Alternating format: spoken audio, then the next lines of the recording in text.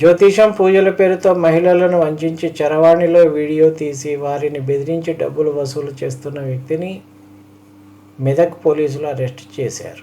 పోలీసులు తెలిపిన వివరాల ప్రకారం రాజన్న సిరిసిల్ల జిల్లా వేములవాడ మండలం అనుపురానికి చెందిన బొమ్మెల బాపుస్వామి అలియా శివస్వామి జ్యోతిషం చెప్తానని సంగారెడ్డి, మెదక్, వరంగల్ జిల్లాల్లో పర్యటించి మహిళలను మోసం చేశాడు. ఇళ్లకు వెళ్ళి మహిళలను మభ్యపెట్టి పరిచయం పెంచుకున్నాడు.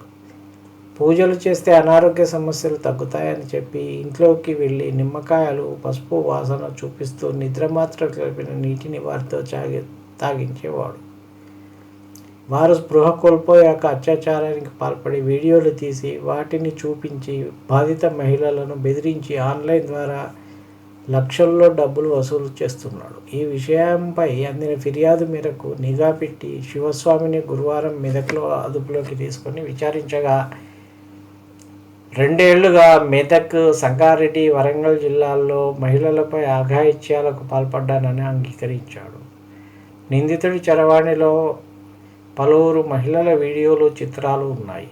ఆ చరవాణితో పాటు పూజా సామాగ్రి, ద్విచక్ర వాహనాన్ని స్వాధీనం చేసుకున్నారు.